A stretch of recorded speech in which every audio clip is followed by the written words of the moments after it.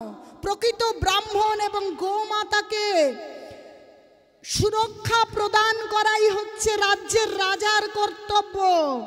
যখন দেখা যাবে গাভী মাতার বৃষ সুরক্ষিত নয়, তাহলে বুঝতে হবে সেই রাজ্য ঠিক নেই।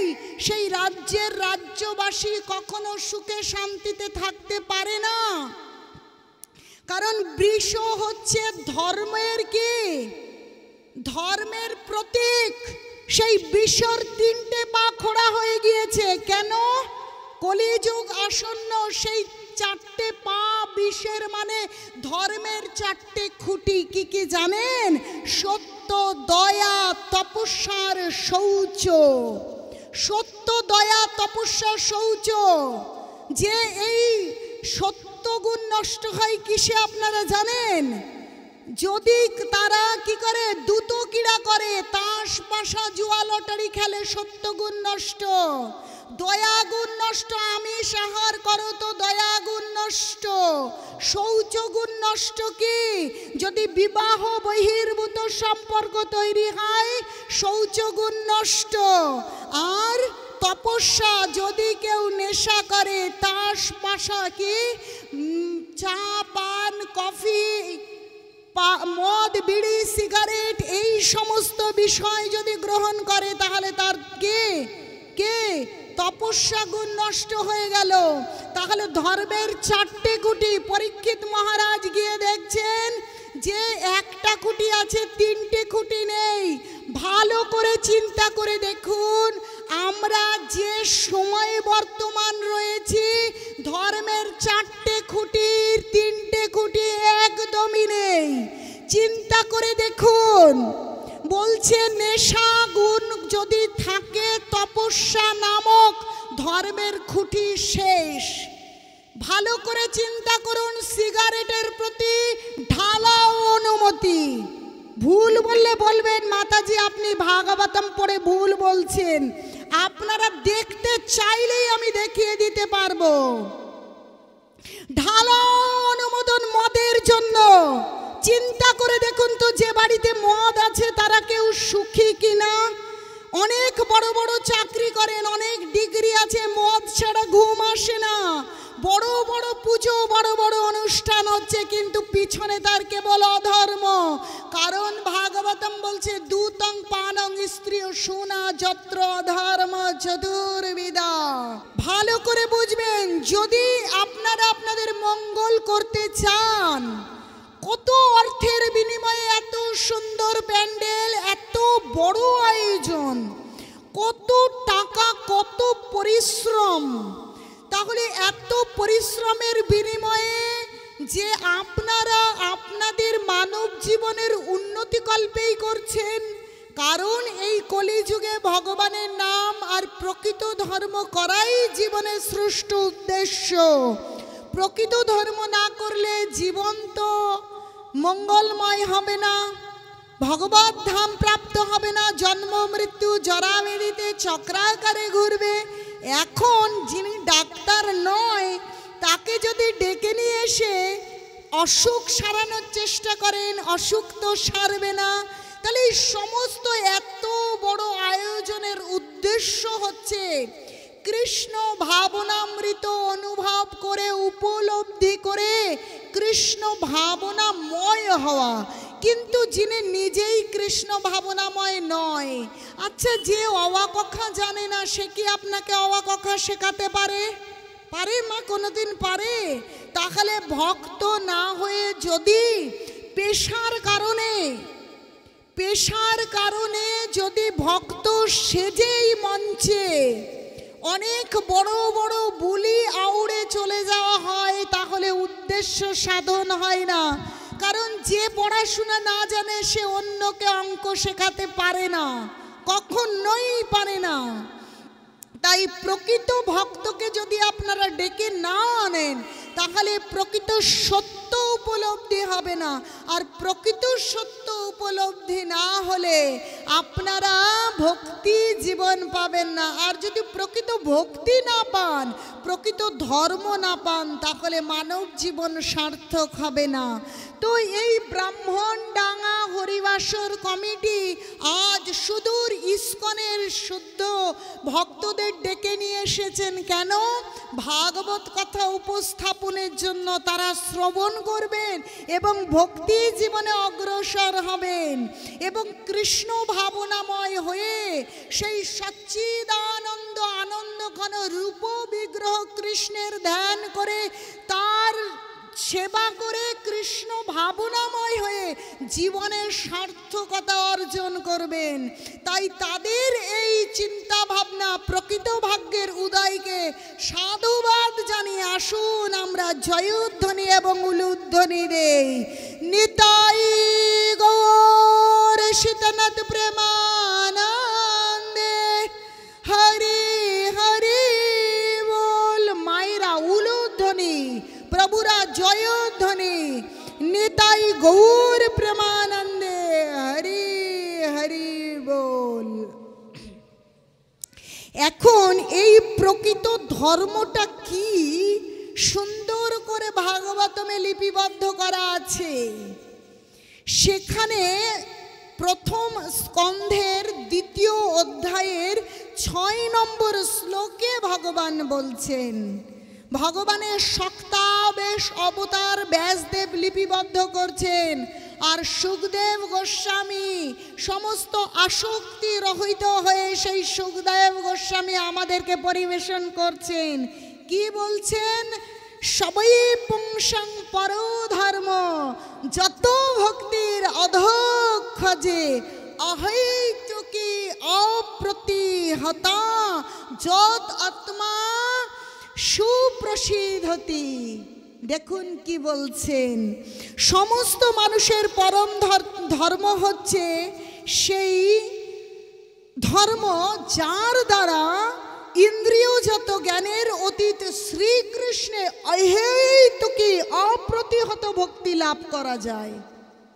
ভালো করে বুঝুন, বলছে সমস্ত মানুষের শ্রেষ্ঠ ধর্ম হচ্ছে সেই ধর্ম যার জন্য ইন্দ্রিয় জ্ঞানের অতীত, যাকে ইন্দ্রিয় দিয়ে বোঝা যায় না, এই জড় জাগতিক যে ইন্দ্রিয় তা দিয়ে বোঝা যায় না, সেই অনাদির আদি গোবিন্দ কৃষ্ণের প্রতি অহৈতুকী এবং অপ্রতিহত ভক্তি হয়। সেই ভক্তি বলে অনর্থ নিবৃত্তি হয়ে আত্মা যথার্থ প্রসন্নতা লাভ করে।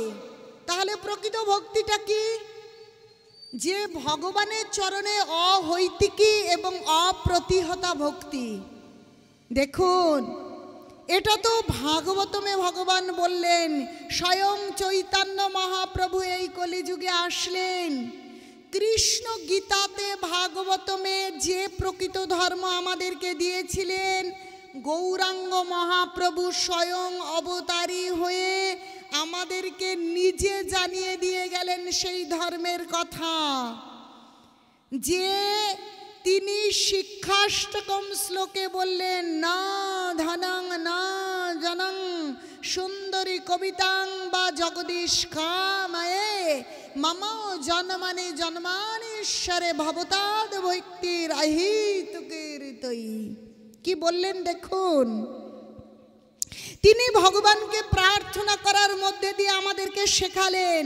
তাই শিক্ষাষ্টকম শ্লোক আমাদেরকে শেখালেন কি, ন ধনং, ভগবান আমি তোমার কাছে ধন চাই না, ন জনং আমার লোকবল চাই না, সুন্দরী কবিতাং আমার সুন্দরী কবিতা বা জগদীশ কামও চাই না, মম জন্মানি জন্মানীশ্বরে ভবতাদ ভক্তির আহিতুকীর্তই, আমার যেন জন্ম জন্ম সেই কৃষ্ণের চরণে অনাদির আদি গোবিন্দের চরণে যেন অহৈতুকীর ভক্তি থাকে। অহৈতুকী মানে কোনো কারণ ছাড়াই যেন আমি ভগবানের সেবা করি। তাহলে ভগবানের সেবাই হচ্ছে প্রকৃত ধর্ম। সেবাটা এসেছে ভজ ধাতু থেকে, সেবা। আর ভজ ধাতু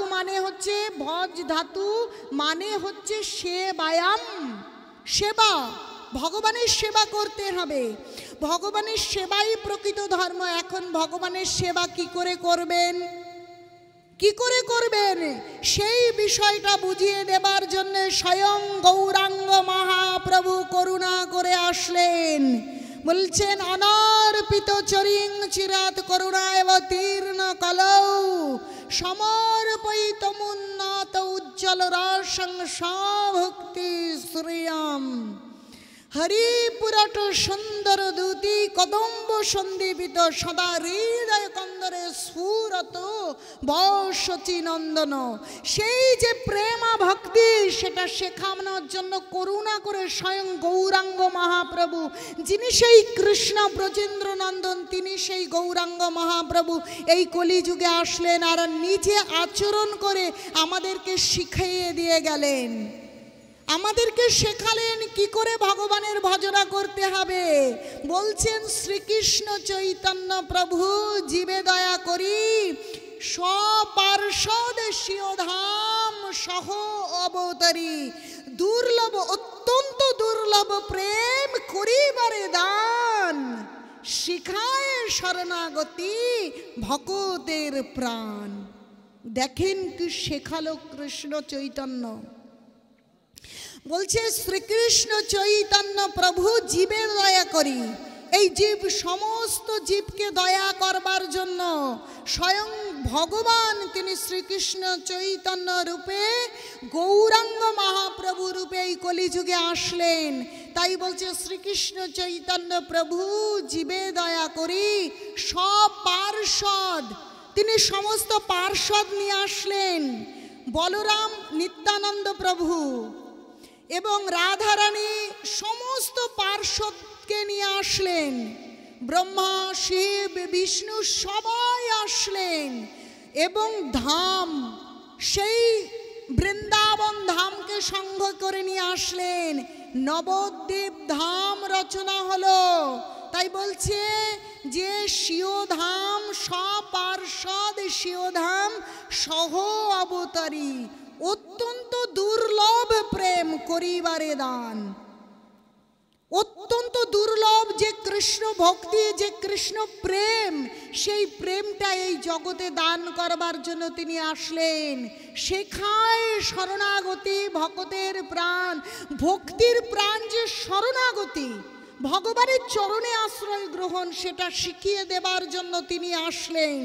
কারণ গীতায় ভগবান বলে গিয়েছিলেন কি সর্বধর্মান পরিত্যজ্য মামেকং শরণং ব্রজ অহং তং সর্বপাপেভ্যো মোক্ষয়িষ্যামি মা শুচো।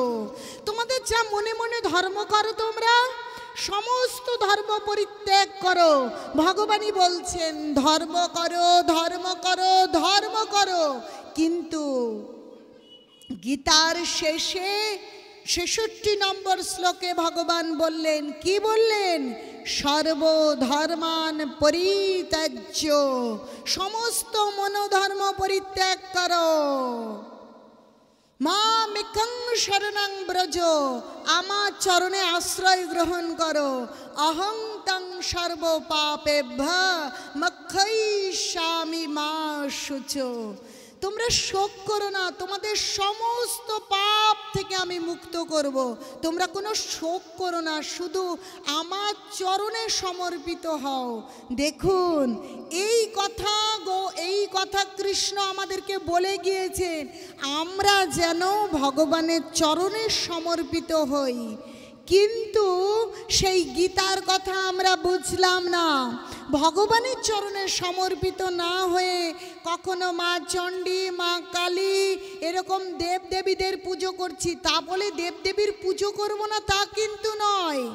ভক্ত হব আমরা ভগবানের, সম্মান আমরা দেবদেবীদের করব, পুজো করব, কিন্তু ভক্ত হতে বলছে স্বয়ং ভগবানের।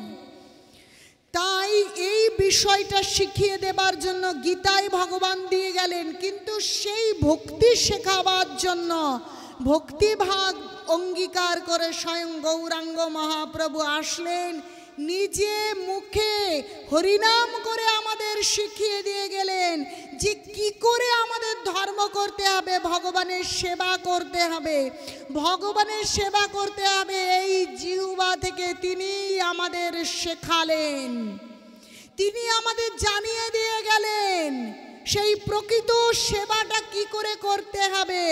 হরে কৃষ্ণ কৃষ্ণ কৃষ্ণ হরে হরে, হরে রাম রাম রাম হরে হরে। প্রভু কহে কহিলাম এই মহামন্ত্র, ইহা জপ গিয়া করিয়া নির্বন্ধ, নাম হইতে সর্বসিদ্ধি হইবে সবার, সর্বক্ষণ বলইতে বিধি নাহি আর। গৌরাঙ্গ মহাপ্রভু বললেন নাম নাম করো। এই নাম করে কি, এই নাম করেই ভগবানে ভক্তি করা যাবে, প্রকৃত ধর্ম করা যাবে। তাহলে হরিনামকে আশ্রয় করতে হবে। তোমরা ভগবানের নামের জপের মালা সংগ্রহ করো আর ভগবানের নাম করো। যখন তোমরা কাজে থাকো তখন জিহ্বায় মুখে মুখে ভগবানের নাম করো, আর যখন তোমরা অবসর থাকো তখন জপমালায় জপ করো। ভগবান আমাদের নির্দেশ দিলেন সংখ্যাপূর্বক ভগবানের নাম জপ করবার জন্য, ভগবানের ভক্তি করবার জন্য। নয় ভাবে ভগবানের ভক্তি করা যায়। আপনারা যদি প্রহ্লাদ মহারাজের কাহিনী জানেন তাহলে জানতে পারবেন যে নববিধা ভক্তির কথা বলা হয়েছে। বলছে শ্রবণ কীর্তন বিষ্ণু শরণং পাদ সেবনম আর্চনং বন্দনং দর্শন সক্ষমাত্ম নিবেদনম।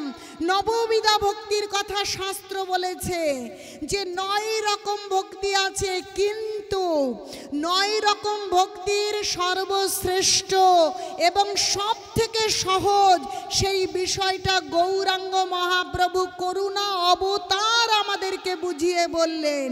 কি বললেন আমাদেরকে তিনি? যে ভজনের মধ্যে শ্রেষ্ঠ নববিধা ভক্তি, কৃষ্ণ প্রেম কৃষ্ণ দিতে ধরে মহাশক্তি। তার মধ্যে শ্রেষ্ঠ হয় নাম সংকীর্তন, নিরাপরাধে লইলে নাম পাই প্রেমধন। নিতাই গৌর সীতানাথ প্রেমানন্দে হরি হরি বল। দেখুন গৌরাঙ্গ মহাপ্রভু কি বললেন, বলছে ভজনের মধ্যে শ্রেষ্ঠ নববিধা ভক্তি। কি কি বলছে? শ্রবণ, হরিনাম শ্রবণ করা, কীর্তন হরিনাম করা, তারপরে স্মরণ, ভগবানকে স্মরণ করা, ভগবানের লীলা স্মরণ করা, তারপরে কি বলছে? বন্দনং, ভগবানকে বন্দনা করা, অর্চনং, ভগবানকে অর্চন করা, হ্যাঁ, অর্চনং বন্দনং দাস্যং সক্ষমাত্ম নিবেদনং, দাস্যভাবে ভগবানের সেবা করা এবং তার সঙ্গে বন্ধুত্ব স্থাপন করা। 9 ভাবে ভগবানের ভজনা করা যায়। বলছে তার মধ্যে সর্বশ্রেষ্ঠ নাম সংকীর্তন, নিরাপরাধে লইলে নাম পাই প্রেমধন। তাহলে এই নববিধা ভক্তির মধ্যে শ্রেষ্ঠত্ব প্রতিপন্ন করে গৌরাঙ্গ মহাপ্রভু কি বললেন? তোমরা যদি কেবল নাম সংকীর্তন করো তাহলেই কি প্রেমধন পেতে পারবে। নাম করা কত সহজ বলুন তো? নাম করতে টাকা পয়সা লাগে না, কাজ করতে করতেও নাম করা যায়, মুখে নাম করা যায় তো মায়েরা। ঘুমোতে যাওয়ার সময় মোটে 5 মিনিট সময় লাগে, 1 মালা অন্তত জপ করা যায়। ভগবানের নামই সর্বশ্রেষ্ঠ এই কলিযুগে। ভাগবতম বলছে হরের নাম হরের নাম হরের নাম এইব কেবলম কলয়ু নাস্তভ্য নাস্তভ্য নাস্তভ্য গতির অন্যথা। দেখুন বলছে হরিনাম হরিনাম হরিনাম করো, এই কলিযুগে গতি নেই গতি নেই গতি নেই, আর কোনো উপায় নেই। ওদিকে গৌরাঙ্গ মহাপ্রভু চৈতন্য চরিতামৃতে বলা হলো নিরাপরাধে নাম লইলে পাই প্রমোধন। নববিধা ভক্তির মধ্যে সর্বশ্রেষ্ঠ নাম সংকীর্তন। নিরাপরাধে লইলে নাম পাই প্রেমধন। নাম নেওয়া তো কোনো ব্যাপার না, যে কোনো সময় নেওয়া যায়। এই আপনারা এখন যে কেউ দাঁড়িয়ে আছেন, বসে আছেন, ইচ্ছে করলেই নাম গ্রহণ করতে পারেন। একবার নাম গ্রহণ করলেই ভগবান কৃপা করবেন। একবার নাম গ্রহণ করে একটা প্রার্থনা যদি ভগবানকে করে দেন, তাহলেই আপনারা ভগবানের কৃপা লাভ করতে পারবেন। আপনারা কি কৃপা লাভ করতে চান? দেখুন তো হরিনাম করতে টাকা পয়সা লাগে কিনা? একসঙ্গে হাতে তালি দিয়ে একটু হেলে দুলে নাম করলেই উদ্ধার প্রাপ্ত হবেন। হরে কৃষ্ণ কৃষ্ণ কৃষ্ণ হরে হরে, হরে রাম রাম রাম হরে হরে। এভরিবডি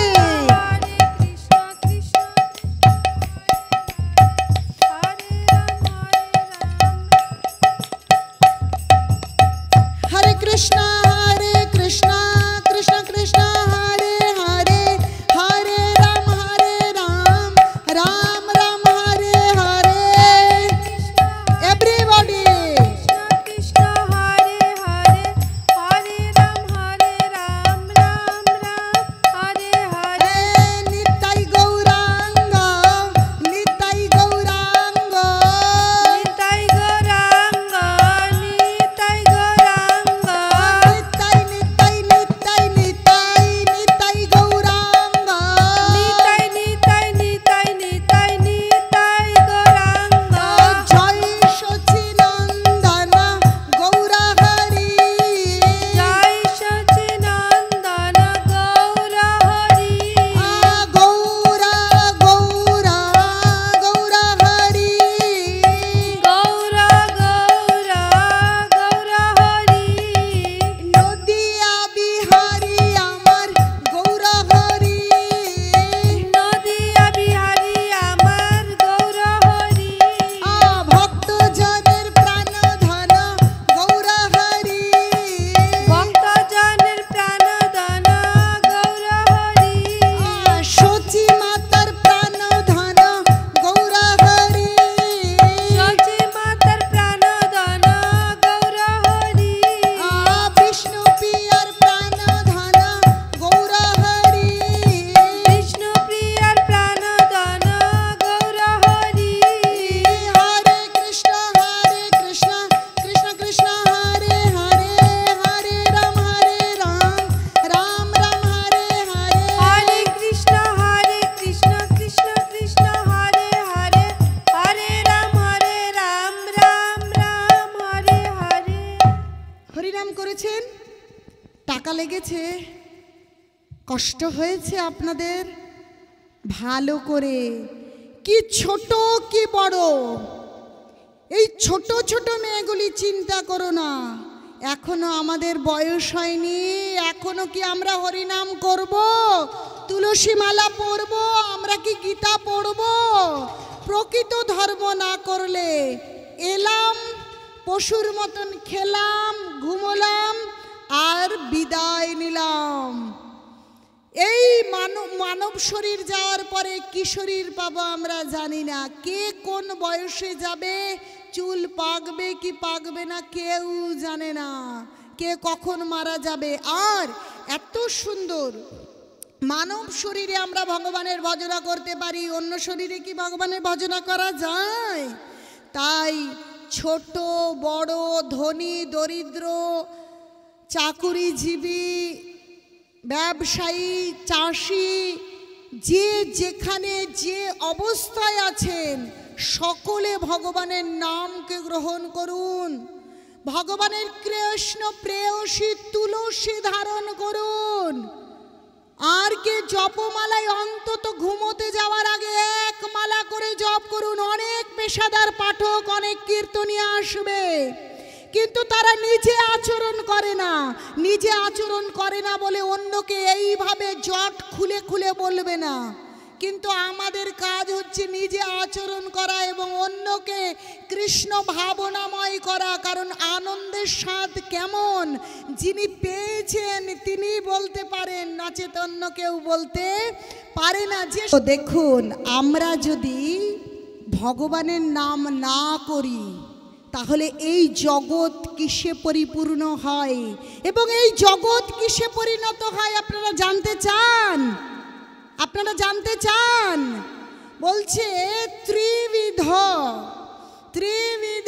নরকস্য ইদম দ্বারম নাশনম আত্মনা কাম ক্রোধ তথা লোভ তস্মৎ এতৎ ত্রয়ৎ ত্যজেৎ। দেখুন গীতা কি বলছে। গীতায় দৈবাসুর সম্পদ বিভাগ যোগ 16 নম্বর অধ্যায়, সেখানে ভগবান বলছেন ত্রিবিধম নরকস্য ইদম দ্বারম, তিনটে নরকের দ্বার। কি কি? কাম ক্রোধ লোভ। কাম আর ক্রোধ আর লোভ হচ্ছে নরকের দ্বার তৈরি করে দেয়। তো আমরা যদি প্রকৃত ভগবানের ভজনা না করি তাহলে আমাদের উত্তরোত্তর কাম বৃদ্ধি পাবে। কাম যদি বৃদ্ধি পায়, কাম মানে কি? ইচ্ছা, ইন্দ্রিয়ের ইচ্ছা। সেই ইচ্ছে যখনই পূরণ না হবে কি হবে? ক্রোধ আসবে।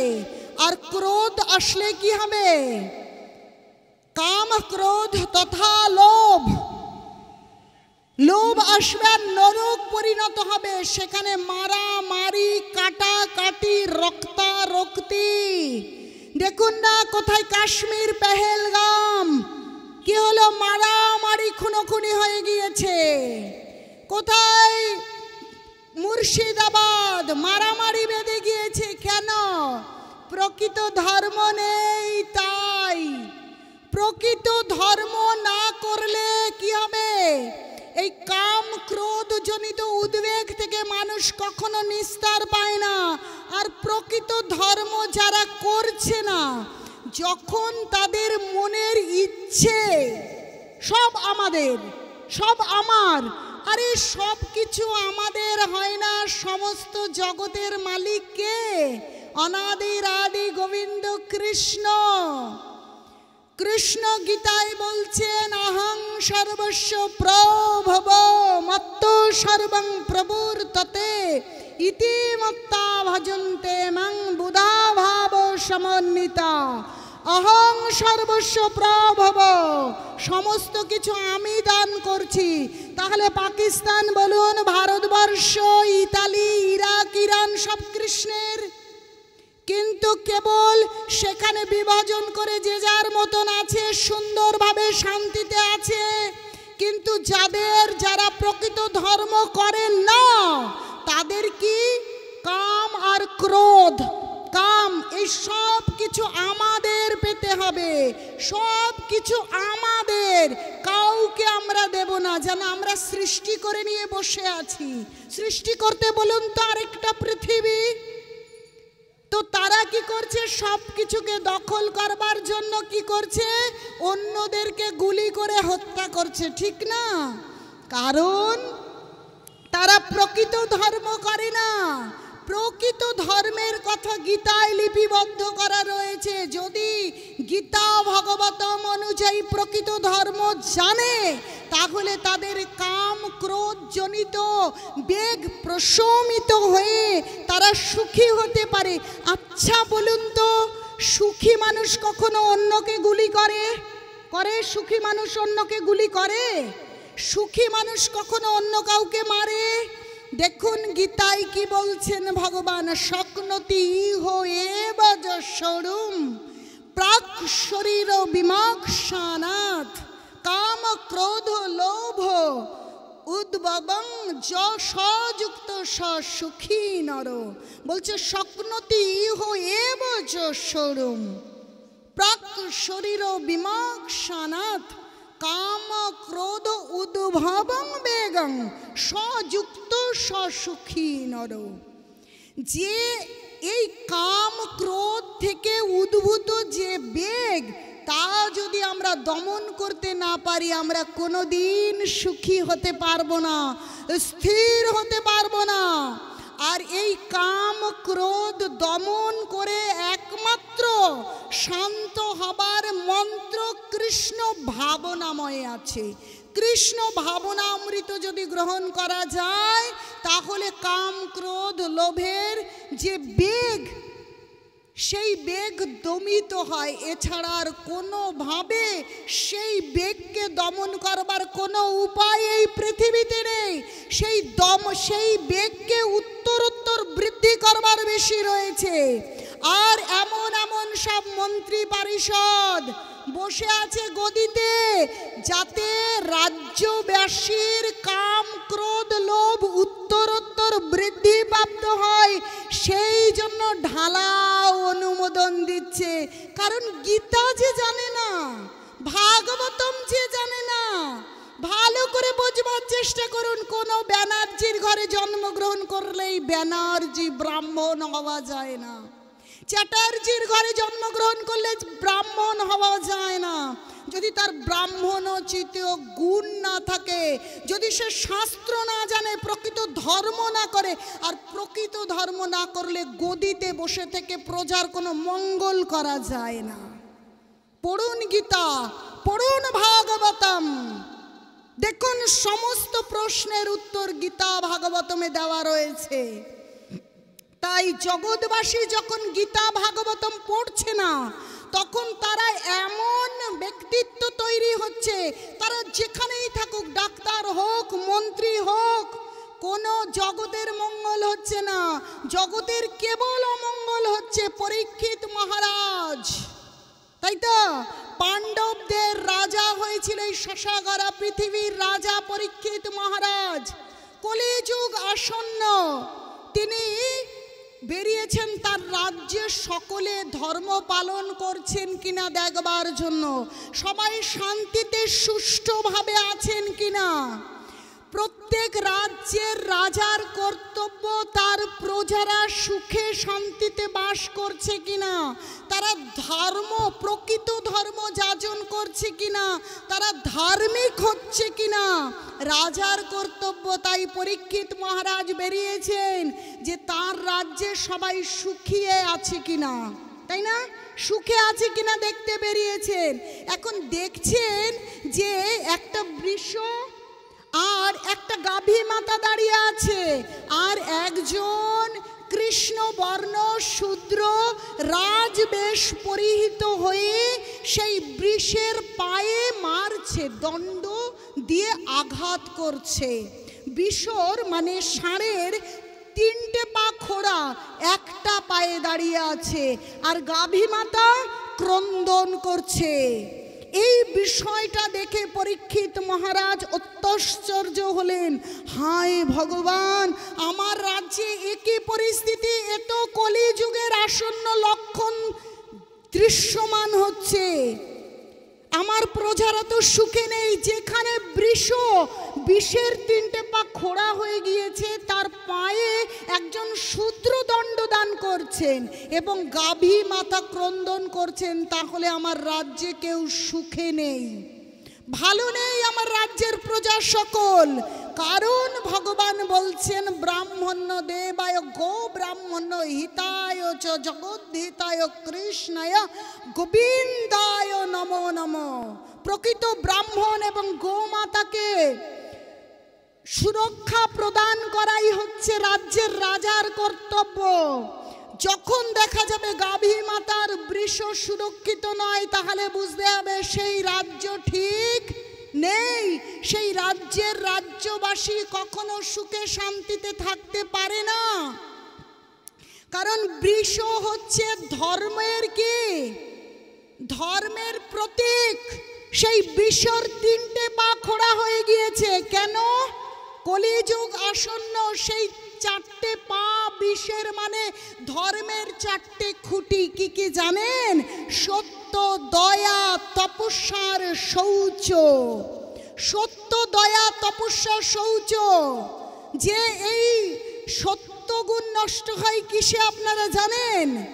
যদি তারা কি করে দ্রুত ক্রীড়া করে, তাস পাশা জুয়া লটারি খেলে, সত্যগুণ নষ্ট, দয়াগুণ নষ্ট, আমিষ আহার করো তো দয়াগুণ নষ্ট, শৌচগুণ নষ্ট। কি যদি বিবাহ বহির্ভূত সম্পর্ক তৈরি হয়, শৌচগুণ নষ্ট।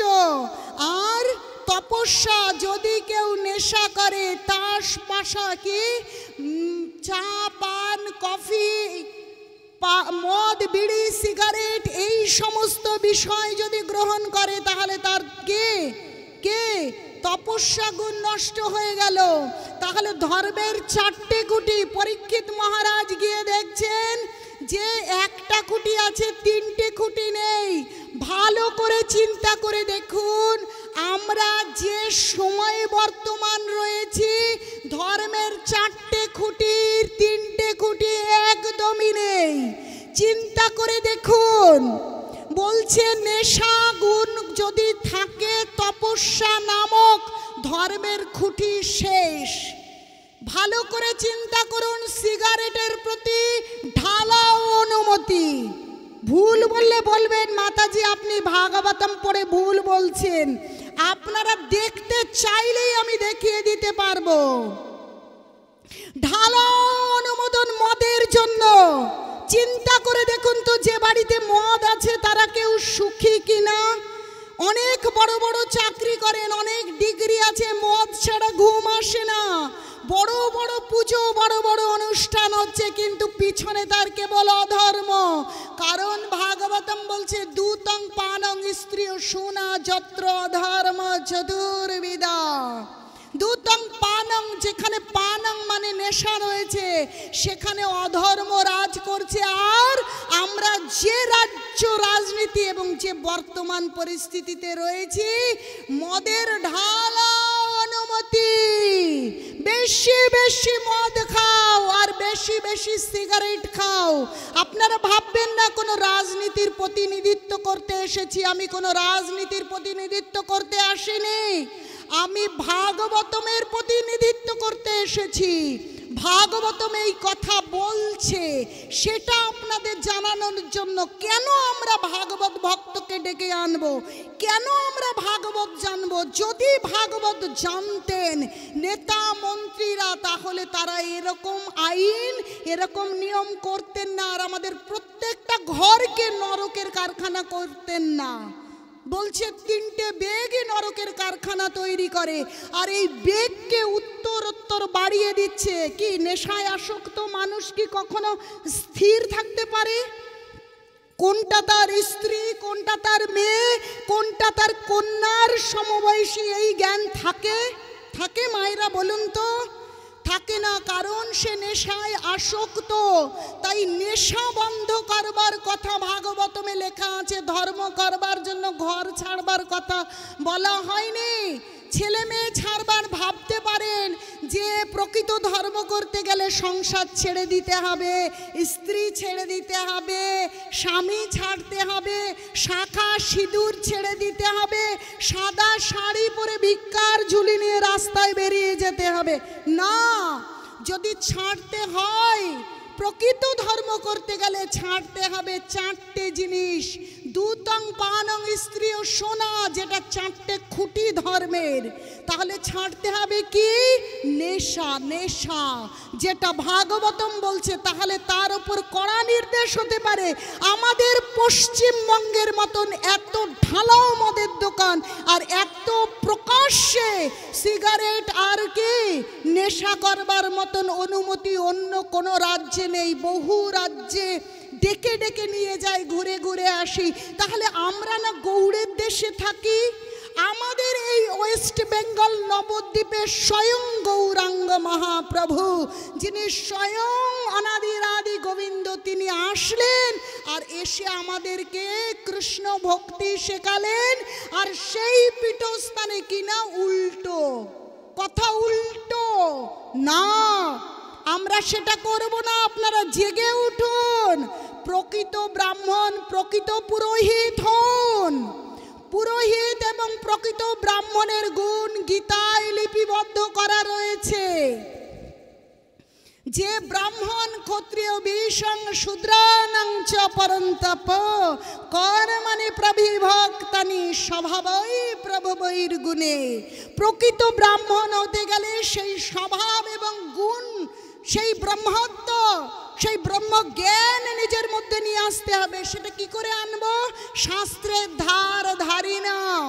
যে বিবাহ বহির্ভূত সম্পর্ক শাস্ত্র পই পই করে নিষেধ করেছে, অন্য পুরুষ আমার জন্য পিতা এবং আমার সন্তান, অন্য নারী আমার জন্য মাতা বা আমার কন্যা, কিন্তু আমাদের রাজ্যেই কি বলছে?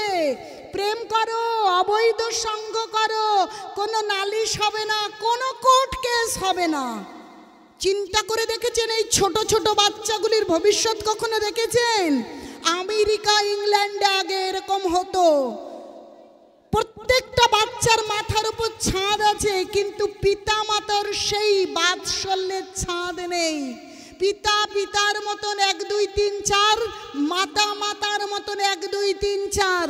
আমাদের ভারতবর্ষ, আমাদের এই পশ্চিমবঙ্গ, এই ধর্মের পীঠস্থানে সেই আইন কি হলো?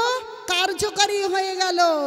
এরকম করো, কোনো নালিশ হবে না। তাহলে কি ধর্মকে বুড়ো আঙুল দেখানো হয়েছে কি হয়নি? এই জন্য প্রত্যেকটা বাড়ি নরকের দ্বার তৈরি হয়েছে। কান পেতে শুনে দেখুন, আজ আর টাকার অভাব নেই, আজ কারো কুড়ে ঘর নেই, কারো মাটির বাড়ি নেই, কিন্তু কানটা পাতুন, প্রত্যেক বাড়ি থেকে আপনারা ক্রন্দনের রোল শুনতে পারবেন। কি হয় সেখানে? নেশা নিয়ে সমস্যা, না হলে পরকীয়া নিয়ে সমস্যা। কি আমি ঠিক বলছি? না হলে জুয়া, তাস, পাশা, লটারি নিয়ে সমস্যা। কিন্তু এই তিনটেরই ঢালা ও পারমিশন। আবার আমরা ব্রাহ্মণ হয়ে বসে আছি। ব্রাহ্মণ হচ্ছে চতুরাশ্রমের, চতুর্বর্ণাশ্রমের শ্রেষ্ঠ আশ্রমে যারা থাকেন, শাস্ত্র পড়বেন, শাস্ত্র অনুযায়ী সমাজের মঙ্গল বিধান করবেন। শুধুমাত্র পদবী যদি ব্যানার্জি চ্যাটার্জি হয়, তাহলে কিন্তু এ জগতের মঙ্গল হবে না। জগতের মঙ্গল যদি করতে হয়, তাহলে কি? শাস্ত্র, গীতা, ভাগবতমকে আশ্রয় করে প্রকৃত ধর্ম করতে হবে। আর প্রকৃত ধর্ম করতে পারলে সমস্ত কিছু শান্ত হবে। বলছে কৃষ্ণ ভক্ত নিষ্কাম তাই শান্ত, সে ভক্তি মুক্তি সিদ্ধিকামী সকলই অশান্ত। কৃষ্ণ ভক্ত নিষ্কাম, অতএব শান্ত। নিষ্কাম কৃষ্ণ ভক্ত যদি না হয়, তাহলে তো শান্ত হবে না। আর শান্ত না আসলে শান্তি আসবে না। শান্তি কথাটা এসেছে কোথা থেকে? শান্ত থেকে, শান্ত শব্দ থেকে শান্তি এসেছে। তাই আপনারা যদি শান্তি পেতে চান, তাহলে কি? সেই শীতল চরণ গৌরাঙ্গ মহাপ্রভু চরণে আশ্রয় গ্রহণ করুন। আপন করিয়া রাঙা চরণে রাখিও, গৌরাঙ্গ তুমি মোরে দয়া না ছাড়িও। আপন করিয়া রাঙা চরণে রাখিও, গৌরাঙ্গ তুমি মোরে দয়া না ছাড়িও। শীতল চরণ পাইয়া শরণ লইল, শীতল চরণ পাইয়া শরণ লইল। দেখুন শীতলতা কোথায় আছে? কোথাও শীতলতা নেই। একজন স্বামী পরিত্যাগ করে চলুন, আরেকটা বিয়ে করে নেই। এই স্বামী ভালো নয়, হয়ে যাক ডিভোর্স। আরে ডিভোর্স হতে হবে না, নামে মাত্র থাকুক, আমি চললাম, তাই তো? পরকীয়ার অনুমোদন, কোনো নালিশ হবে না, কোনো সালিশ হবে না। কিন্তু শীতলতা কোথাও নেই। একমাত্র শীতলতা আছে ভগবানের চরণে, কোথাও নেই।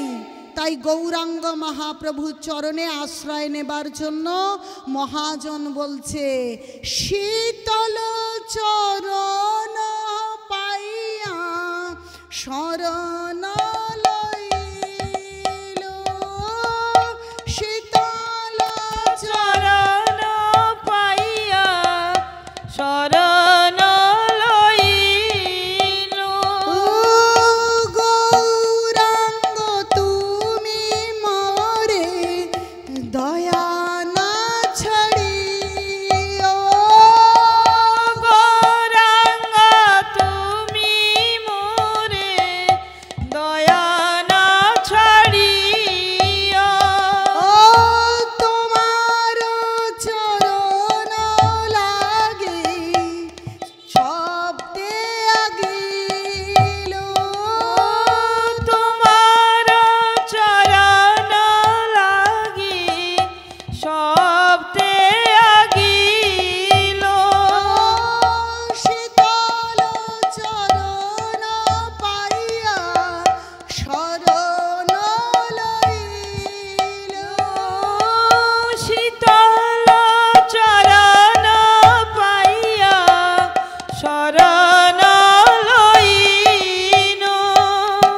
আপনারা ভাববেন না যারা গরিব, যারা পড়াশুনো কম জানে তারাই ভগবানের চরণে আশ্রয় গ্রহণ করবে আর হরে কৃষ্ণ করবে, বা কোনো পেশাদারি কীর্তনিয়ার কাজ শুধু হরে কৃষ্ণ করা না।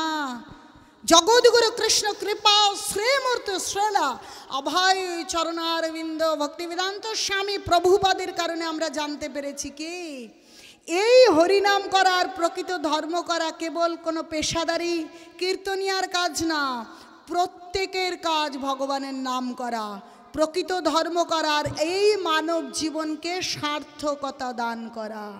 যিনি ব্রাহ্মণ তিনিও ভগবানের নাম করুন, যিনি শূদ্র তিনিও ভগবানের নাম করুন, যিনি ধনী তিনিও ভগবানের নাম করুন, যিনি দরিদ্র তিনিও ভগবানের নাম করুন। নালে কি যম যেদিন আসবে সেদিন কি আপনি বলবেন আমার আলমারিতে 1 কোটি দিয়ে দিচ্ছি, যমরাজ আপনি একটুখানি দাঁড়ান, কি হবে? কোনো কাজ হবে না। তাহলে সেই দিন আমাদের অবশ্যম্ভাবী, কারো 5 বছর, কারো 10 বছর, কারো 50, কারো 80, তো সেই দিন আমাদের আসবেই। যমদূত আমাদের টানতে টানতে হেঁচড়াতে টেনে নিয়ে যাবে। 40,000 কাকড়া বিছে কামড়ানোর মতন হয়।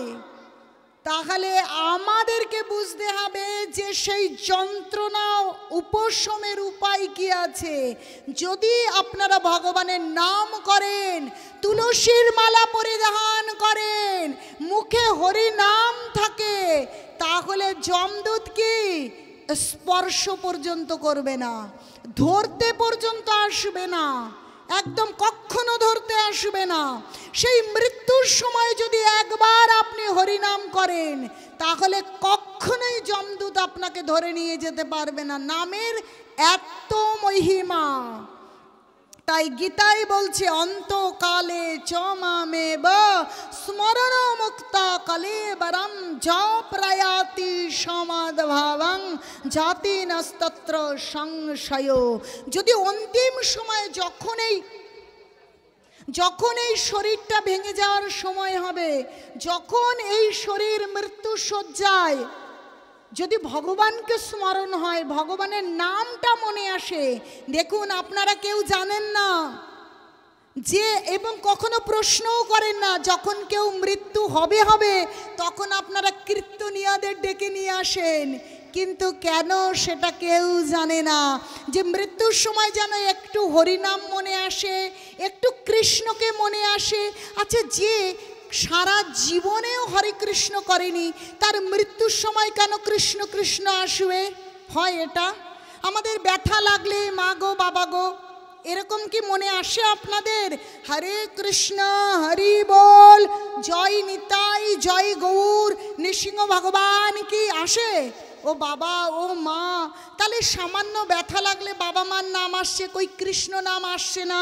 তাহলে মৃত্যুর সময় যখন এত যন্ত্রণা, তখন কৃষ্ণ নাম কি করে আসবে?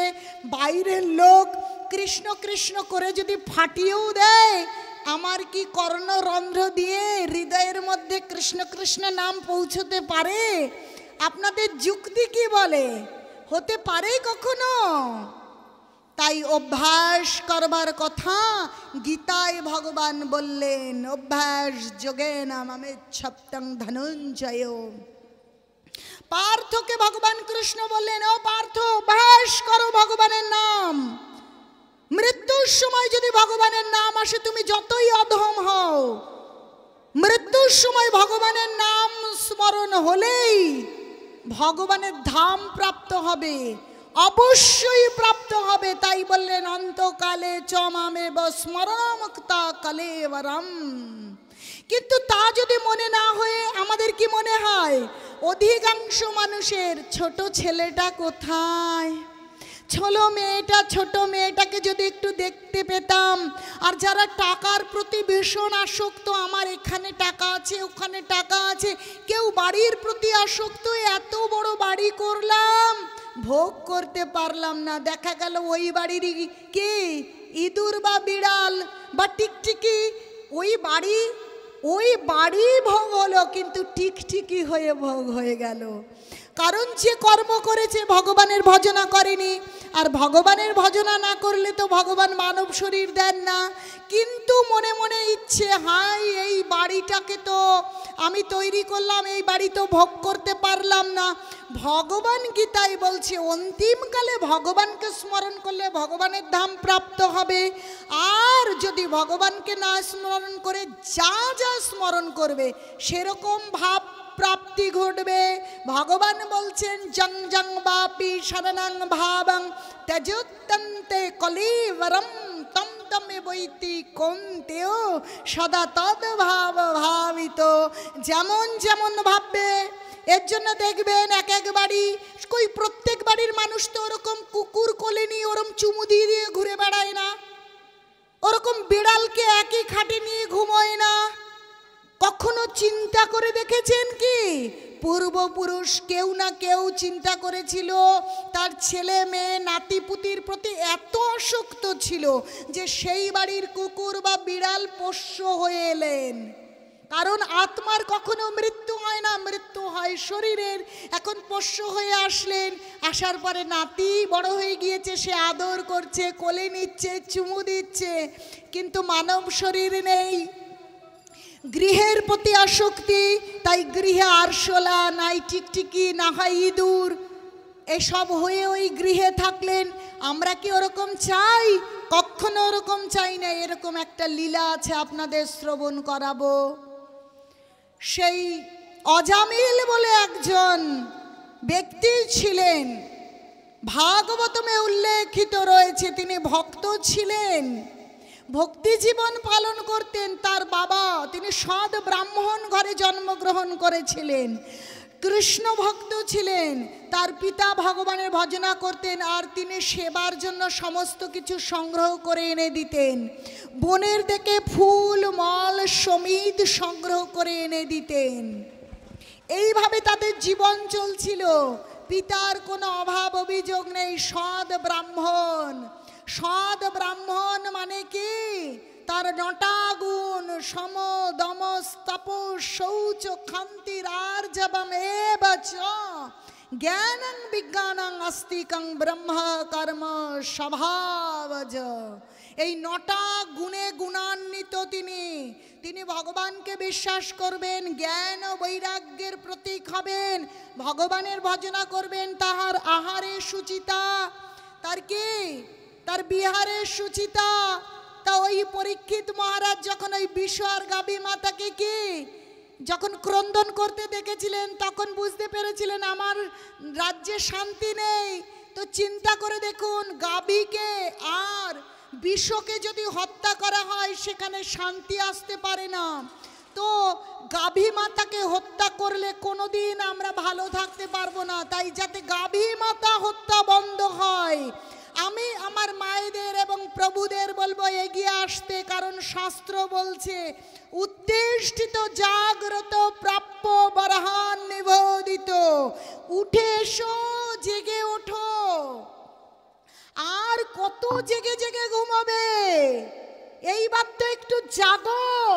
যে শাস্ত্রে বলা হয়েছে গাভী মাতা এবং বৃষ যদি দুঃখ পায়, গাভী মাতার চোখ থেকে যদি জল পড়ে, আর বৃষ যদি অসন্তুষ্ট হয়, তাহলে কখনোই সুখ শান্তি থাকতে পারে না। তাই আসুন, এই হত্যা লীলা বন্ধ হোক। আপনারা জেগে উঠুন। কেবল নিজেদেরকে হিন্দু হলে এতে লাইক দিন, ওটা কোনো বড় কথা নয়। আমরা হিন্দু নই, আমরা সনাতনী, আমরা ভগবানের অংশ। তাই ভগবান যে নির্দেশ ভাগবতমে দিয়েছে, এই ভাগবতম কারো ব্যক্তিগত সম্পত্তি নয়। এই ভাগবতম কেউ নিজে নিজে লিখতে পারে না।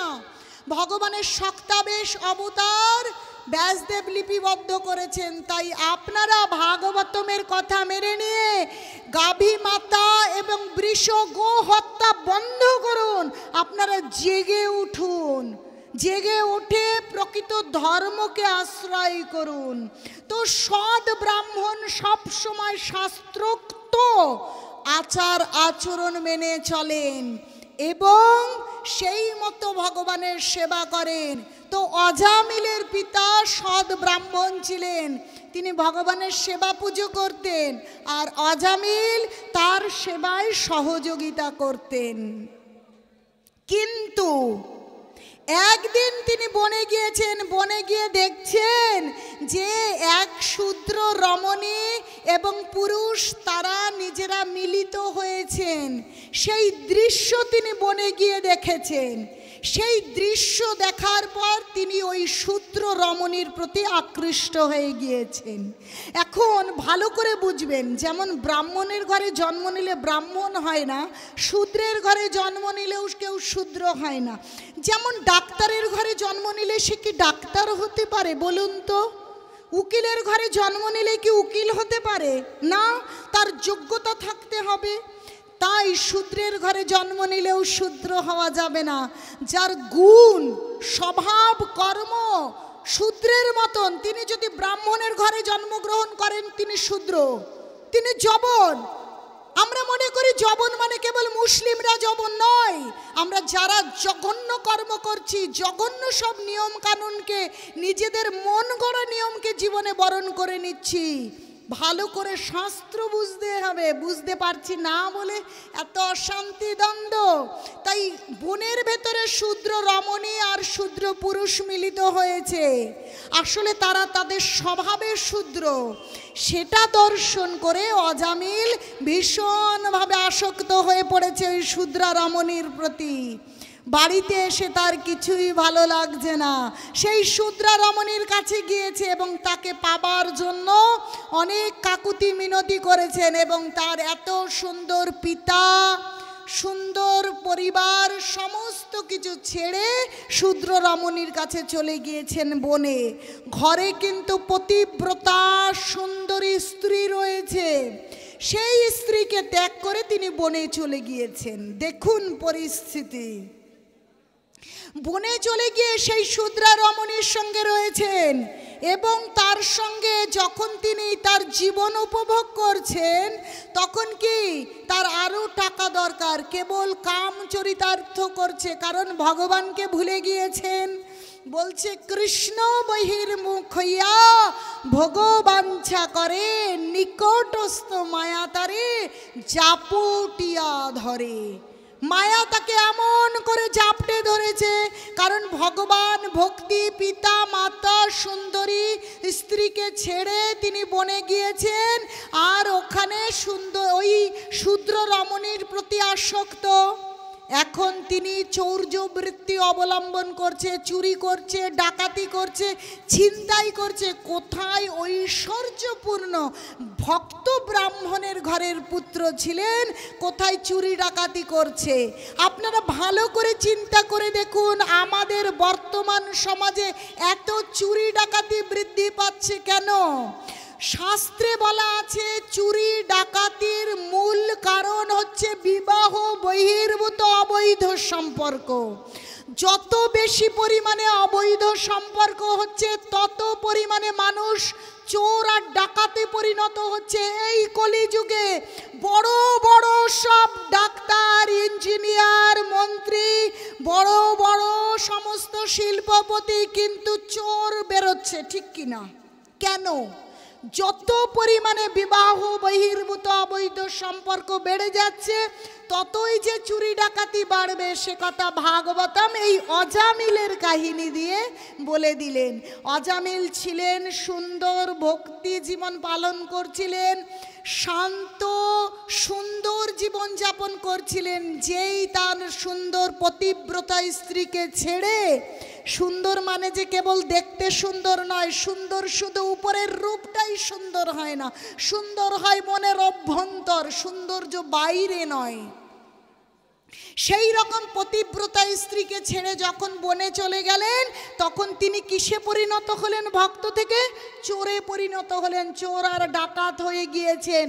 এক এক করে 10টা সন্তান, 88 বছর বয়স। দেখুন ভাগবতম বলছে 50 বছর বয়স হলে তাকে বানপ্রস্থ যেতে, ভগবানের ভজনা করতে।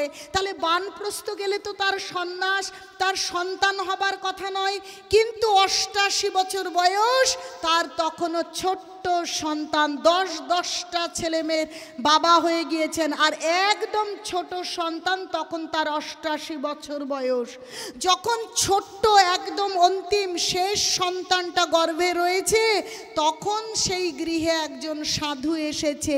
ওই বন দিয়ে যখন সাধু যাচ্ছিলেন, সাধুরা কি ভক্ত বাড়িতেই আশ্রয় নিতে চায়। যখন সন্ধ্যা আগমন তখন তিনি বলেছেন এই গ্রামে কি কোনো ভক্ত বাড়ি আছে? একটু যেতাম, একটু বিশ্রাম করতাম। কিন্তু অজামিল তো আগে ভক্ত ছিলেন, এখন তো ভক্ত দূরের থাক, শক্ত তার থেকেও দূরে চোর হয়ে গিয়েছেন। কিন্তু এলাকার যারা বনের ছেলে মেয়ে তারা ব্যঙ্গ করে বলছেন আছে তো, আছে তো, সাধু আছে তো। আসলে ব্যঙ্গ করে বলছেন আগে সাধু ছিলেন কিন্তু এখন তো আর সাধু নেই। ওই তো অজামিলের ঘর দেখিয়ে দিয়েছেন। সত্যি সত্যি সাধু ওই বাড়িতে গেছেন, গিয়ে বিশ্রাম নিয়েছেন। এখন ওই যে অজামিলের যে শূদ্র রমণী বলছে সাধু এমনই মহান, বৈষ্ণব এমন মহান যে দর্শনেই পবিত্র করে দেয় এই জগৎকে। সাধুর এমন গুণ থাকে যে দর্শনে জগৎ পবিত্র হয়ে যায়। তাকে যখন ওই শূদ্র রমণী দেখেছেন তখন ওই শূদ্র রমণীও পবিত্র হয়ে গেছেন। কি নরোত্তম দাস ঠাকুর মহাজন লিখছে তো, দর্শনে পবিত্র করো এই তোমার গুণ, দর্শনে পবিত্র করো এই তোমার গুণ। দেখুন বৈষ্ণবকে বলছেন যে দর্শনে পবিত্র করে দেয়। তো ওই মহিলা খানিকটা পবিত্র হয়ে গিয়েছেন, তো ওই ভক্তকে, ওই সাধুকে বিশ্রামের জন্য জায়গা দিয়েছেন, জল আহার্য বস্তু দিয়েছেন। সাধু নিজের মতন করে নিয়ে ভগবানকে ভোগ লাগিয়ে প্রসাদ পেয়েছেন। তো যখন বৈষ্ণব সাধু ভক্ত কোনো গৃহে আসে অবশ্যম্ভাবী সেই গৃহের মঙ্গল হয়। তো ওই সাধু ওই অজামিলের শূদ্র স্ত্রীকে বলছে তোমার গর্ভে যে সন্তান, তোমার স্বামী গৃহে আসলে বলো তার নাম রেখো নারায়ণ। ঠিক আছে, তাহলে দেখুন যে সাধু এই উপদেশটা দিয়ে চলে গেলেন। সত্যি সত্যি যখন অজামিল গৃহে এসেছেন বলছে আমি তো সন্তান সম্ভবা, কিন্তু একজন সাধু এসেছিলেন, এসে বলেছেন এই সন্তানের নাম যেন রাখি নারায়ণ। ঠিক আছে, সত্যি সত্যি ওই সন্তানের নাম রেখেছেন নারায়ণ। ছোট্ট ছেলে, এখন ছোট্ট পুত্রের প্রতি অজামিল ভীষণ আসক্ত, খুব ভালোবাসেন, বৃদ্ধ আজামিল সব সময় ছোট ছেলেকে ডাকেন, আধো আধো কথা বলেন, নারায়ণ এদিকে এসো তো, খেয়ে যাও তো, কোলে আসো তো, জড়িয়ে ধরে। প্রত্যেকটা সময় তার ছোট্ট পুত্রকে ডাকবার অছিলায় তিনি কি বলছেন? নারায়ণ নারায়ণ নারায়ণ। বলছে নিরাপরাধে লইলে নাম পাই প্রেমধন। যখন এইভাবে নারায়ণ নারায়ণ করে ডাকছেন তখন কিন্তু তিনি এরকম চিন্তা করছেন না আমি অনেক পাপ করেছি, ভগবানের নাম করব, পাপ মুক্ত হব, এরকম কিন্তু চিন্তা করছে না। কলিযুগের মানুষ আমরা মনে করি হরিনাম করব সমস্ত পাপ ধুয়ে যাবে। বলছে এক কৃষ্ণ নামে যত পাপ হরে, কে পাপীর সাধ্য নাই এত পাপ করে, জীবের সাধ্য নাই। তাহলে কৃষ্ণ নাম করব আর একদিক দিয়ে পাপ করব, সব পাপ মুক্ত না, সেটা বৈষ্ণব অপরাধ, সপ্তম অপরাধ, মারাত্মক অপরাধ। একদিকে পাপ করব আর পাপ খণ্ডনের জন্য হরিনাম করব না, এরকমটা কখনো করব না।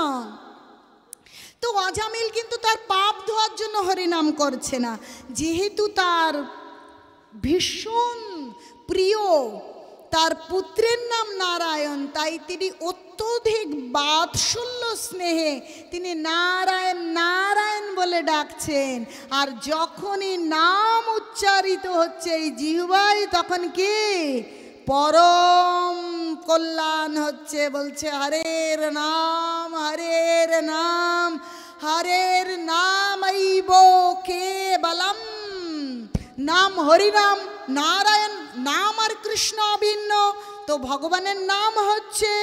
এইভাবে করতে করতে একদিন তার মৃত্যুর সময় এসেছে। মৃত্যুর সময় যমদূত এসে গিয়েছে। যমদূতদের দেখে তিনি ভীত সন্ত্রস্ত, কালাগ্নি অসুরের মতো যমদূত এসেছে। তখন ভয় পেয়ে বলছে নারায়ণ নারায়ণ আমাকে বাঁচাও আমাকে বাঁচাও। যখনই তিনি কিন্তু তার পুত্রকে ডেকেছেন, তিনি কিন্তু ভগবান নারায়ণকে ডাকেননি। কিন্তু গীতায় বলছে অন্তকালে চ মামে স্মরণ মুক্ত কলেবরম য প্রয়াতি সমাদভাবং জাতি নস্তত্র সংশয়। অন্তিম সময় কেউ যদি আমার নামকে স্মরণ করে সে অবশ্যই আমার ভাব এবং আমার ধাম প্রাপ্ত হবে, কোনো সংশয় নেই। সেই যখনই তিনি নারায়ণ বলে ডেকেছেন তখনই বিষ্ণুদূত এসে গিয়েছেন। বিষ্ণুদূত এসে যমদূতকে বলছে একদম ছোবে না, একদম অজামিলের শরীর ছোবে না। বলছে কেন? এ জীবনে কোনোদিন ভালো করেনি, একে আমরা টানতে টানতে হেঁচড়াতে হেঁচড়াতে আমরা জমালয়ে নিয়ে যাব। বলছে না, একদম একে নিয়ে যাবে না, এ ভগবানের নাম করেছে অন্তিম সময়, অতএব কখনোই তোমরা জমালয়ে নিয়ে যেতে পারবে না। অজামিল মৃত্যু শয্যায়, কিন্তু এখনো মৃত্যু হয়নি। যমদূত সবে এসেছে, তাকে দর্শন করে তিনি নারায়ণ নারায়ণ বলেছেন। তো এই যে যমদূত এবং বিষ্ণুদূতের মধ্যে যে কথোপকথন হচ্ছে তাকে নিয়ে যাওয়ার জন্য যমদূত বলছে আমরা নিয়ে যাব, বিষ্ণুদূত বলছে একদম হাত লাগাবে না, তোমরা নিতে পারবে না, ইনি ভগবানের নাম করেছেন। এই কথা মৃত্যু শয্যায় শায়িত অজামিল শ্রবণ করে চৈতন্য হৃদয় হয়ে গিয়েছে। কারণ বিষ্ণুদূত আর যমদূত তাদের কথোপকথন সাধু সঙ্গ হয়েছে। বলছে সাধু সঙ্গ সর্বশাস্ত্রে কয়, লভমাত্র সাধু সঙ্গ সর্বসিদ্ধি হয়। আবার বলছে সাধু সঙ্গ নাম সংকীর্তন ভাগবত শ্রবণ ভাগবত শ্রবণ মথুরাবাস শ্রদ্ধায় শ্রীমূর্তি শ্রেবণ। এই পাঁচের অল্প সঙ্গ কৃষ্ণ প্রেম জন্মায়, এই পাঁচের অল্প সঙ্গ। কৃষ্ণ প্রেম কৃষ্ণ দিতে পারে, এই কি এর অল্প সঙ্গ। কিন্তু অল্প সঙ্গ হয়ে গেছে, সাধু সঙ্গ হয়ে গিয়েছে। কারণ এদিকে যমদূত এদিকে বিষ্ণুদূত, যমদূত যমরাজা হচ্ছেন দ্বাদশ মহাজনের একজন মহাজন। তাহলে সেই যমরাজের দূত আর এদিকে বিষ্ণুদূত কথোপকথন হচ্ছে, তাদের কথা বলছে সাধু সঙ্গ গায়ে গায়ে লাগালে সাধু সঙ্গ হয় না, সাধু সঙ্গ হয় কানের মধ্যে দিয়ে। সাধুর কথা কান দিয়ে শ্রবণ করে যদি কেউ হৃদয়ে গ্রহণ করে তাহলে তার কি সর্বসিদ্ধি হয়। আজ অজামিল শায়িত অবস্থায় থেকে তিনি বিষ্ণুদূত আর যমদূতের ভক্তি বিষয়ক কথাবার্তা তিনি শ্রবণ করেছেন, আর চৈতন্যের উদয় হয়ে গিয়েছে। যেমন আয়নায় ময়লা পড়লে মুখ দেখা যায় না, কিন্তু আয়নার ময়লা যদি কেউ কি মুছে দেয় তাহলে কি সেই আয়নায় মুখ দেখা যায়। সেই রকম আজকে চিত্তরূপ দর্পণ সেই অজামিলের মার্জন হয়ে গেছে, অজামিলের চেতনা উদিত হয়েছে।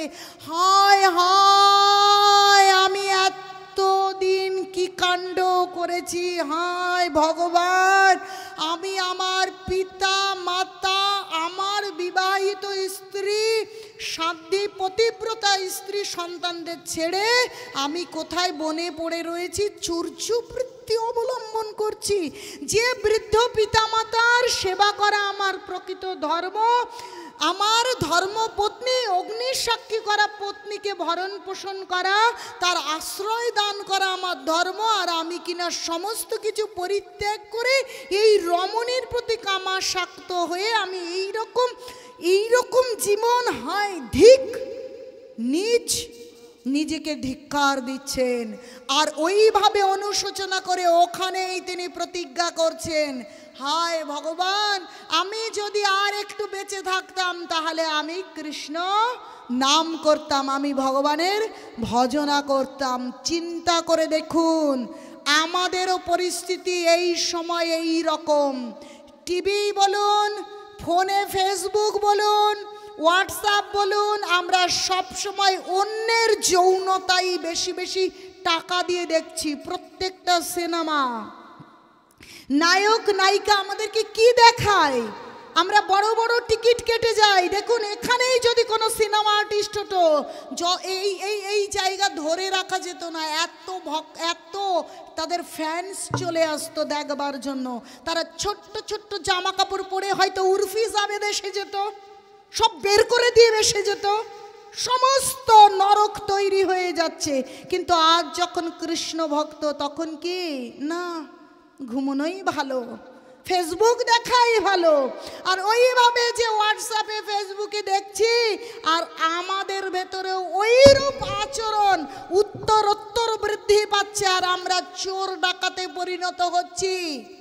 হয়তো মানুষ জানে না উপর থেকে মুখোশ পরা ভদ্রলোক, বড় চাকরি করি, বড় বড় মন্ত্রী পদে আছি, কিন্তু কি সব বড় বড় কি চোর। তার কারণ কি?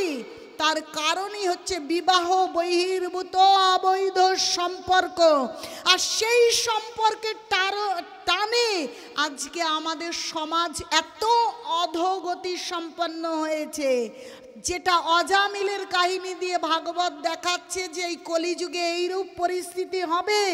কিন্তু সেখানে যদি সাধু সঙ্গ হয়, আজ অজামিল সাধু সঙ্গ করেছে, কারণ তার পুত্রকে ডাকবার অছিলায় তিনি আজ ভগবানের নাম করেছেন, আর সেই নাম কারণে বিষ্ণুদূত আর যমদূত এসে গিয়েছে।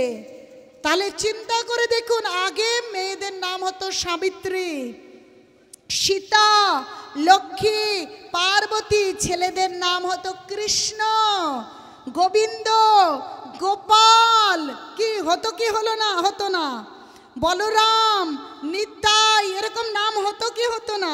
আর এখন কি হচ্ছে, সোমা, রূপা, কি ডোডো, কি রনি, কি বুলেট, সব কুকুর বিড়ালের নাম হচ্ছে। আমরা আমাদের সংস্কৃতিকে হারিয়ে ফেলেছি, তাই আমরা ওরকম জীবন পাচ্ছি। আপনারা বুঝতে পারছেন না কি বিষাক্ত পরিবেশে আমরা রয়েছি। আরে বোমা ফেলে মারতে হবে না, আমরা আগেই মরেই আছি। আমাদের চেতনা মরে গিয়েছে, মৃতপ্রায় সভ্যতায় পরিণত হয়েছি আমরা। মৃতপ্রায় সভ্যতায় অন্যেরা তো মারবেই, আমরা যদি মরেই তো আছি, অন্যেরা তো মারবেই। মারবে কি মারবে না? মার খাচ্ছেন কি খাচ্ছেন না পড়ে পড়ে? এইবার তো অন্তত জেগে উঠুন, অন্তত ভাগবতমকে গ্রহণ করুন, কৃষ্ণ নামকে গ্রহণ করুন, উর্ফি জাভেদকে নয়। ভাববে এই তো নাম বলছে, না, উর্ফি জাভেদ কোনো নাম নয়, একটা আইকন যে কিনা ল্যাংটা নগ্ন হয়ে রাস্তায় ঘুরে বেড়ায়।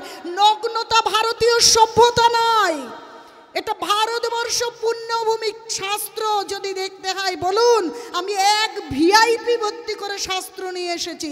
কত প্রশ্ন আছে আপনাদের, সেখানে লিপিবদ্ধ করা রয়েছে। ওটা আমাদের সংস্কৃতি নয়।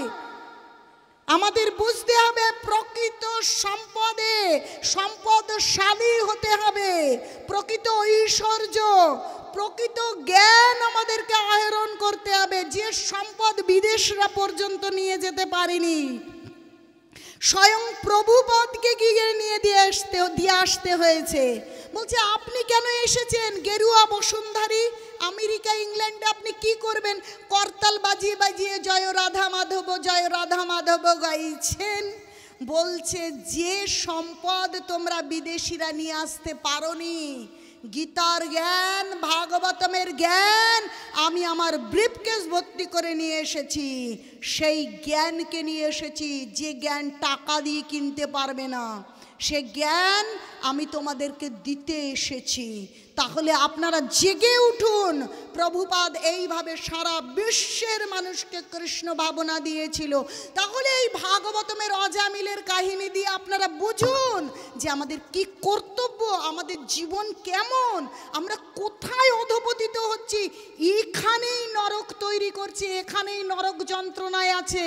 কোনো বাড়ির মা কাঁদছে, কোনো বাড়ির প্রভু কাঁদছে, কোনো বাড়ির বাচ্চাগুলো তাদের পিতৃত্বহীনতায় কাঁদছে, মাকে হারিয়ে অনাথের মতন কাঁদছে। ঠিক কিনা বলুন? মা নেই, মা পরপুরুষের সঙ্গে চলে গেছে, তাদের মন বিষাক্ত হয়ে গেছে। তো ওই বিষাক্ত মনে আমাদের যত্ন করবে না, বৃদ্ধাশ্রমে দিয়ে আসবে। বুড়ো হয়ে গেলে কেবল কান্না করছে আমাদেরকে ছেলে মেয়ে, আমাদের ওই ফ্ল্যাটে বড় বড় জায়গা, গান গাইছে ওই বড় বড় ফ্ল্যাটে, আর বাবা মার জায়গা হচ্ছে না। কিন্তু বাবা মা যে সন্তানদের কি পরিবেশ পরিস্থিতি দিচ্ছে সেটা তো গান বাজছে না, সেটা তো গাচ্ছে না, যে বিষয়টা আসলে প্রকৃত পরিস্থিতিটা কি। তাহলে এই অজামিলের কাহিনী দিয়ে আমাদের শিক্ষা গ্রহণ করতে হবে। এখন যখন তিনি ওই যে দুই সাধুর কথায় সাধু সঙ্গ হয়েছে, তখন অনুশোচনায় তিনি দগ্ধ হয়ে প্রতিজ্ঞা করছেন আর কোনো ভুল নয়। কেন এই রূপ চেতনা এলো? একে তো তিনি সাধু সঙ্গ করেছেন, আরেকটা কারণ আছে, তিনি পূর্বে ভগবানের ভক্ত ছিলেন। তার বাবার ভক্তি জীবনে ভগবানের সেবায় তিনি সহযোগিতা করেছেন। আর গীতায় ভগবান বলছেন কি, নেহাবিক্রমনাশস্তে প্রত্যাবায়ন বিদ্যতে স্বল্পম অপি অশ্ব ধর্মস্য ত্রায়তে মহতে ভয়াত। যদি স্বল্প পরিমাণেও কেউ ধর্ম করে তাহলে তার সেই ধর্ম কখনো বিফলে যায় না। তিনি পূর্বে ভক্তি জীবন করেছিলেন, ওই ব্যভিচারিণীর নারীর পাল্লায় পড়ে তিনি চরিত্র ভ্রষ্ট হয়েছেন, স্খলিত হয়েছেন, কিন্তু পূর্বের ভক্তি তার বিফলে যায়নি। তাই আজ যখনই যমদূত আর কৃষ্ণদূতের আর বিষ্ণুদূতের কথোপকথন কর্ণে শ্রবণ করেছেন, তার চেতনার উদয় হয়েছে। তাই তার ভেতরের কি সেই অনুশোচনার অনলে তিনি দগ্ধ হচ্ছেন। আমরা ভাবছি কেবল সূর্যের তাপে বুঝি আমরা পুড়ে যাচ্ছি, কেবল এসি কিনুন, কুলার কিনুন, ঠান্ডা হব। ভেতরের তাপ, ওই এসিতে আমরা কি ঠান্ডা হতে পারছি? দেখবেন সব কি হাই প্রেশার প্রতিনিয়ত বাড়ছে, হাই প্রেশারের রোগী বাড়ছে। কেন? ভেতরের উদ্বেগ, ভেতরের তাপ বাড়ছে। তাপ কমবে একমাত্র ভগবানের চরণে আশ্রয় গ্রহণ করলে। ওই এসি এবং কুলারে তাপ কমবে না। ওই এসি কুলার আমার ঘরেও লাগানো ছিল, তাপ কমেনি। কবে তাপ কমলো? যবে গীতা ভাগবতম বুঝে ভগবানের চরণে আশ্রয় গ্রহণ করেছি, তবে তাপ কমেছে। আর আনন্দই আনন্দ। বৃষ্টি এলেও আনন্দ, না এলেও আনন্দ। কি খেলেও আনন্দ, অন্ন খেলেও আনন্দ, চিড়া খেলেও আনন্দ। আনন্দ ধরে না, এত আনন্দ। তাহলে ভালো করে বুঝুন। এখন ওই অনলে দগ্ধ হয়ে অজামিল তিনি 12 বৎসর ভগবানের ভজনা করলেন। 12 বৎসর তিনি নিরন্তর ভগবানের ভজনা করলেন। গীতা ভাগবতম অনুযায়ী তিনি ভগবানের তপস্যা করলেন। বলছে মান মনা ভাব মাদ ভক্ত মাদ জাজি মং নমস্কুর মামে বৈশী সত্যং প্রিয় হিতং চজত। বলছে কি যে মন মনা ভাব মদ ভক্ত, মনটা আমাকে দিয়ে দাও, আমার ভক্ত হও। মদ জাজি, আমার পূজা করো। মাং নমস্কুর, আমাকে প্রণাম করো। মামে বৈশী সত্যং, যে আমি প্রতিজ্ঞা করছি তুমি আমার ধাম এবং আমাকে প্রাপ্ত হবে, তুমি আমার ভজনা করো। অজামিল এই কথায় স্থির চিত্ত হয়ে তিনি ভগবানের ভজনা করলেন। তিনি বানপ্রস্থ নিলেন এবং ভগবানের ভজনা করে ভগবানকে প্রাপ্ত হলেন। তাহলে এ থেকে শিক্ষা গ্রহণ করতে হবে। আমাদেরকে কি করতে হবে? যত খারাপ থাকুক না কেন, 4টে যে নিয়মের কথা বলেছিলাম, তাসপাশা জুয়া লটারি, পান বিড়ি মদ সিগারেট গাঁজা চুল্লু হিরোইন, আর বিবাহ বহির্ভূত সম্পর্ক, আমিষ আহার কলিযুগে থাকবে, আছে। তো যার আছে আছে, বাইরে বলবার দরকার নেই, দুঃখ করবার দরকার নেই। আপনারা এই পরিস্থিতিতে থেকেই ভগবানের নাম করতে শুরু করুন। অজামিল এত গর্হিত অপরাধ করেও ভগবানের নাম করে তিনি উদ্ধার হয়েছেন। তিনি ভক্ত সঙ্গ করে ভগবানের নাম করে তিনি আনন্দের সাগরে তিনি সন্তরণ দিতে পেরেছেন। তাহলে এই কাহিনী থেকে আমাদের শিক্ষা নিতে হবে কি, যাতে আমরা যত খারাপের মধ্যে থাকি না কেন, আপনারা যত খারাপের মধ্যে থাকুন না কেন, নিজেদেরকে সংশোধন আগে করা যাবে না যে আমি এই মদ ছেড়ে দিই তারপরে ভক্ত হব, হরিনাম করব। আরে মিথ্যে কথাটা একটু ছেড়ে দিই তারপর হরিনাম করব। একটু মাছ খাওয়া ছেড়ে দিই হরিনাম করব, কোনো দিন হবে না। যে যেখানে যেভাবে আছেন, আজ থেকে এই শুভ মুহূর্তে, বৈশাখ মাস মাধব মাস, এই শুভ দিন থেকে আপনারা তুলসী মালা ধারণ করুন, জপমালা সংগ্রহ করুন, গীতা নিয়ে যান, 1 অধ্যায় 1 পৃষ্ঠা করে গীতা পড়ুন। আর দিনের শেষে 5 মিনিট সময় লাগবে, 1 মালা জপ করুন। আর কি, আর ভগবানের নিত্য ধাম প্রাপ্ত হন। এই অনুরোধ করে আমি আমার সংক্ষিপ্ত ভাগবত কথায় বিশ্রাম রাখব। নিতাই গৌর শীতনাথ প্রেমানন্দে হরি হরি বল, হরি হরি বল। বলতে গিয়ে যদি কোনো ভুল ত্রুটি হয়ে থাকে আপনারা ছোট মেয়ে মনে করে ক্ষমা করবেন।